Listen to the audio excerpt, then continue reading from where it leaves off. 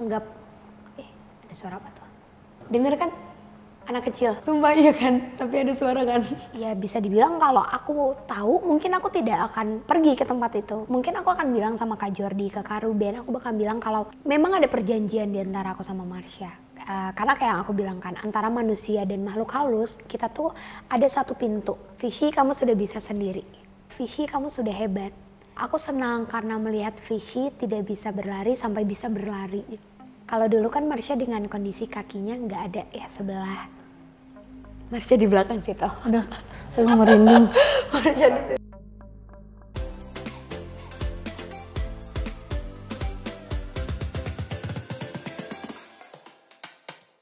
Pris, aku pertama kali tahu kamu kedekatan sama Marsha. Ya Marsha banyak lah berperan juga dalam perkembangan. Mungkin juga bukan hanya karir tapi juga dari kecil kan kamu ditemenin dia. Apa sih arti Marsha buat kamu? Sejauh mana dia mempengaruhi hidup kamu? Marsha buat aku tuh kayak, menurut aku nggak akan ada Frisley Herlin kalau emang Marsha nggak ada. Jadi dia tuh udah bener-bener sosok melekat. Aku tuh kalau ngelihat dia sama aja kayak ibaratnya aku ngelihat bayangan aku. Kemanapun aku ada pasti ada Marsha ibaratnya gitu. Cuma memang kalau ditanya artinya, mungkin kalau dulu aku menganggapnya dia itu kayak temen aja, kayak bener-bener teman main. Aku punya temen main, punya kakak. Tapi makin dewasa, aku tahu kalau ketika aku tidak bisa bercerita sama manusia, aku kayak ngerasa canggung yang, aduh mau cerita ke mama kayaknya belum tepat. Ada Marsha gitu yang siap ngedengerin, walaupun dia bukan yang kayak orang yang ngasih advice yang, oh kamu harus gini, enggak.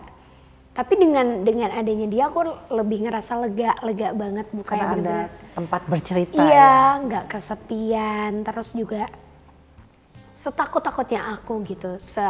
Kalau datang ke satu tempat yang menurut aku, oh ini lumayan nih energinya kurang baik gitu, akan berpengaruh secara fisik ke aku bisa ngerasa yakin kalau Marsha udah di samping aku.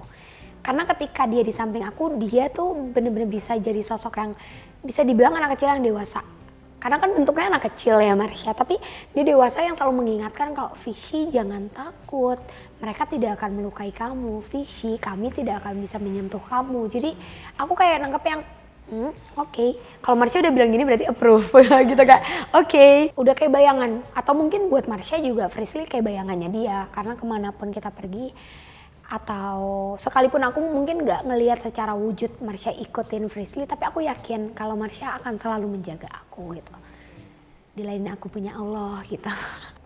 Oke, kemarin Marsha sempet pergi ya? Iya. Pertama, perasaan kamu gimana? Kedua, dia pamit nggak? Atau dia ngomong? Atau dia gimana? Atau tiba-tiba aja dia nggak ada? Kalau tentang pamitnya dulu ya Bu, itu bener banget kalau teman-teman di rumah sering dengar jelangkung. Itu kan mantranya ditulis ya, datang tadi jemput, pulang tadi antar. Aku nggak pernah jemput Marsha tuh dari awal kecil. Emang dia nongol tiba-tiba, pas pulang ya tiba-tiba juga.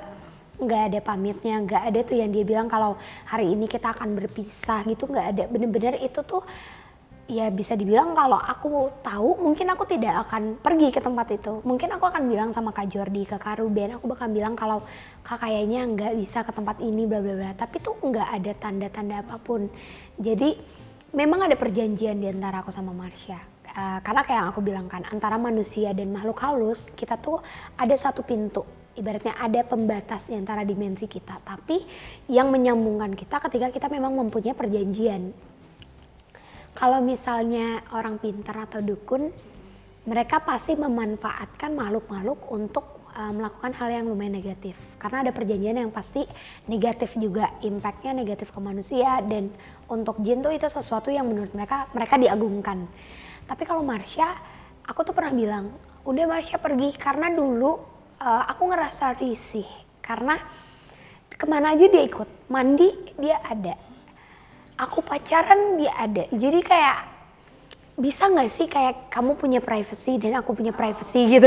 Tapi memang nggak bisa gitu. Jadi aku kayak gimana ya Syah caranya kamu pulang pergi. Dia bilang kamu mau aku pergi dari kamu. Dia minta tolong untuk aku cariin tulang. Terus aku dengan PD-nya aku ya udah oke, di mana? Pulau Jawa. Dikasih gambaran sama Marsha. Tapi kan Pulau Jawa itu lebar.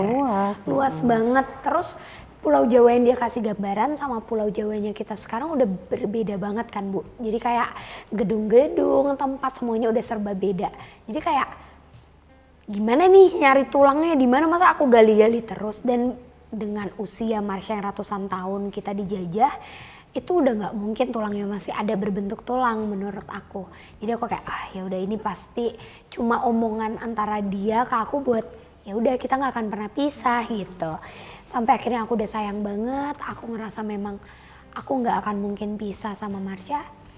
Ternyata kemarin datang ke tempat yang dulunya itu rumah keluarganya Marsha, di mana dia dibantai.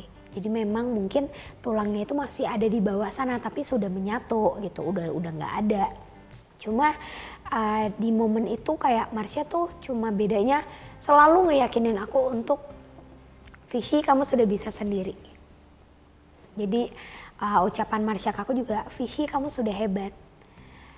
Aku senang karena melihat Vishi tidak bisa berlari sampai bisa berlari. Jadi kan emang Marsha nyeritain ke orang kalau dari aku masih kecil tuh dia udah ngelihat aku sampai sekarang aku udah bisa lari, tuh menurut dia itu udah kayak wow banget, bahagia banget. Udah dan sekarang dan sekarang dia harus pergi. Sedih banget, hancur banget. Karena di hari itu aku bener-bener nangis gak berhenti. Aku yang anti makanan manis, kan kalau Kak Jordi masih bisa nerima makanan manis, aku anti banget makanan manis. Tapi demi Marsha hampir setiap hari aku tuh makan makanan manis. Sampai berat badan aku dari 4 sampai ke 48 dan 49-50. Saking aku pengen dan berharap Marsha tuh balik. Jadi aku kalau mau tidur itu aku doa dulu, terus aku makan, nanti ujung-ujungnya aku nangis. Karena aku berharap kalau bangun tidur tuh ya ada Marsha gitu. Ternyata selama 2 bulan dia nggak ada, dia pergi. Total Marsha nggak ada gitu. Marsha nggak muncul, nggak dapet cerita juga dia perginya kemana, alasannya apa gitu, nggak dapet gitu selama 2 bulan. Gitu. Itu daerah mana Jawanya? Daerah Bromo. Oh jadi dia benar-benar nggak pamit ya? Nggak, ada suara apa tuh? Dengar kan? Anak kecil. Kok masih merinding ya? Anak kecil kan? Ada suara kayaknya mungkin. Sumpah iya kan? Tapi ada suara kan? Kayak cuma, iya kayak gitu bener. Aku dengar. Enggak, ada suara apa tuh? Enggak, ada suara apa tuh? Enggak, ada suara apa tuh? Enggak, itu anak kecil. Dan Marsha tadi lari ke sana sih. Kelinci di situ ya? Iya. Oke. Dia suka main sama binatang-binatang. Oke, ya gitulah. Kita kalau syuting ngebahas kayak gitu pasti aja nongol dan datang. Terus pada saat Marsha pergi, Kathleen gimana? Kathleennya tuh sedih, tapi dia pun nggak bisa menjelaskan kemana Marsha karena mungkin saking sedihnya aku dan makhluk-makhluk di rumah. Mereka itu kan jin ya Bu, kayak mereka mampu untuk merubah fisik mereka jadi apa yang kita pikirkan. Jadi ketika aku kangen Marsha, aku nangisin Marsha terus, mungkin makhluk-makhluk sekitar tuh pada kayak kasihan kali ya Vishi. Ada yang pura-pura jadi Marsha. Pas aku masuk kamar mandi ada Marsha, aku langsung teriak-teriak, aku ngomong sama Khalifa ada Marsha. Aku telepon Kak Kenneth, aku telepon Kak Jori, Kak Marsha udah balik gini. Pas gak lama aku lihat, kok berubah, kok ya ternyata itu hantu yang ada di sekitar aku menyerupai Marsha saking dia kasihan. Kayaknya kayak lu ngebayangin Marsha, iya udah di gue nih Marsha gitu. Biar kamu terhibur gitu ya. Tiba-tiba kok berubah, kok gede, rambutnya basah. Lah, kok ini perempuan di toilet gitu kayak kok ditipu. Nangis lagi. Dan kalau Kathleen tuh lebih ke yang dia ikutin aku kemanapun aku ada, tapi balik lagi dia tidak menceritakan kenapa Marsha harus pergi saat itu gitu. Tapi kalau yang aku tangkap sih setelah sekarang Marsha udah kembali lagi, udah sama Frisly lagi, memang ketika manusia memang mengalami atau kita mampu melihat mereka, terus kita mengucap kalau itu perjanjian kita, ya itu harus dilakuin. Itu kenapa kalau amit-amit ada orang yang melakukan hal negatif, contoh aku mau kaya, aku melakukan pesugihan dan perjanjian antara aku sama si dukun, aku harus menumbalkan orang yang aku cinta. Sekalipun aku nggak kuat dan aku udah bilang enggak, aku mau stop, aku nggak mau melakukan pesugihan ini, tapi itu udah terucap dari Frisly, nggak akan bisa untuk diputus gitu. Jadi menurut Marsha, ya dia tetap harus pergi karena memang itu perjanjian kita. Ketika tulangnya sudah bertemu, disitulah kita harus pisah. Gitu. Makanya itu harus terlaksana. Iya. Kemudian kan sekarang Marsha balik lagi nih. Iya. Nah itu 2 bulan ya? 2 bulan, hampir 2 bulan setengah baru dia ada. Gimana baliknya? Terus pada saat dia balik, apakah dia menceritakan? Kenapa sih dia pergi, terus pada saat 2,5 bulan itu dia ngapain aja? Kenapa dia memutuskan kembali lagi?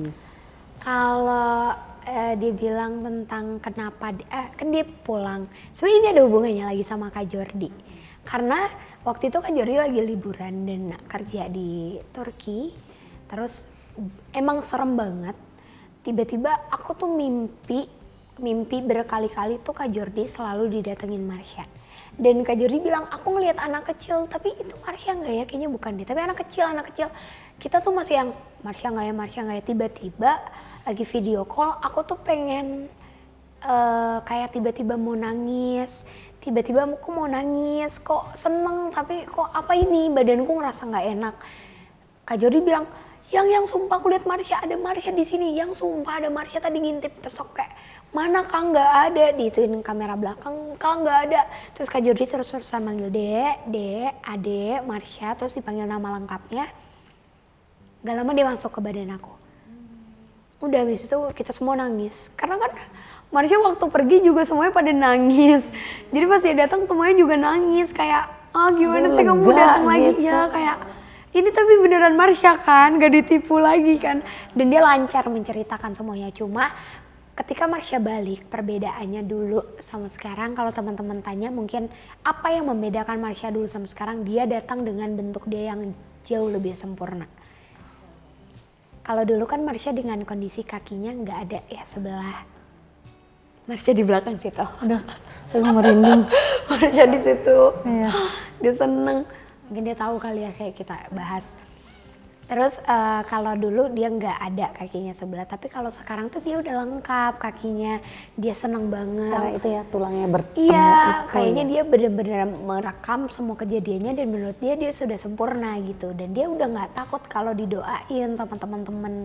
Kalau dulu kan aku yang takut kayak kalau aku kasih tahu orang-orang nama lengkapnya Marsha nanti di